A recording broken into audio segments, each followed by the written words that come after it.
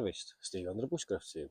Ja nagu teadagi, meil on väga vähe tulnud viimasel ajal videosid, me oleme kaotanud enda subscriberid väga palju sellega.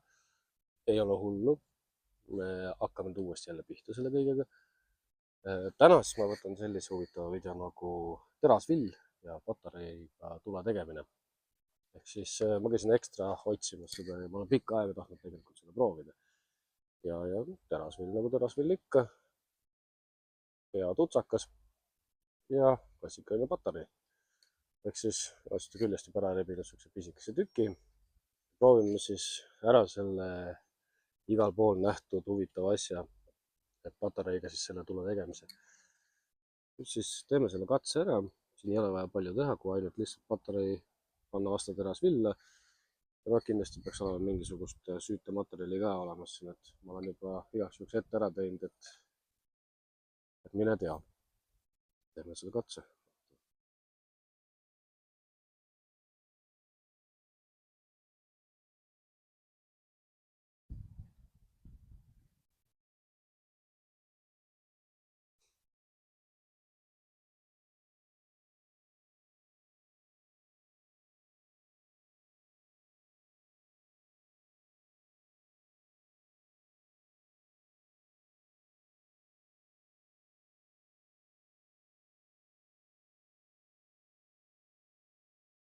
Nagu näha, olemas ta ongi.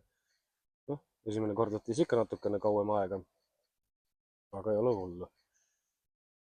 Minu arust väga hea lihtne viis, kuidas siis, ma ei tea, kas tõesti vahetan oma tikud millegi sellise vastu välja, nagu terasvill on. See on kergelt süttiv, nagu näha, see ainult patarei abil lisaks vaja. Muidugi, kui see patarei tühjaks saab, siis on natukene happu selle asjaga. Aga nagu näha oli, siis tõesti väga hea lihtne viis tule alustamiseks ongi seesama patarei ja terasvill.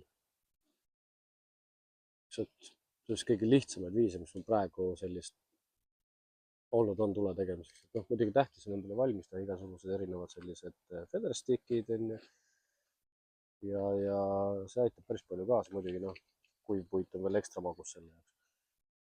Kindlasti jälgige meie kanalit, seepärast et nagu enne ka mainitud sai, me oleme kaotanud päris palju enda tellijaid ja me proovime hakata uuesti järjest rohkem ja rohkem videosid tegema.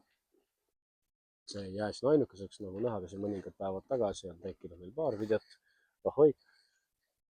videot ja meil on ajastatud ikkagi päris palju siis erinevaid siukseid huvitavaid tegemisi. Suure tänud vaatamast. Näeme järgmine kord jälle. Tšau!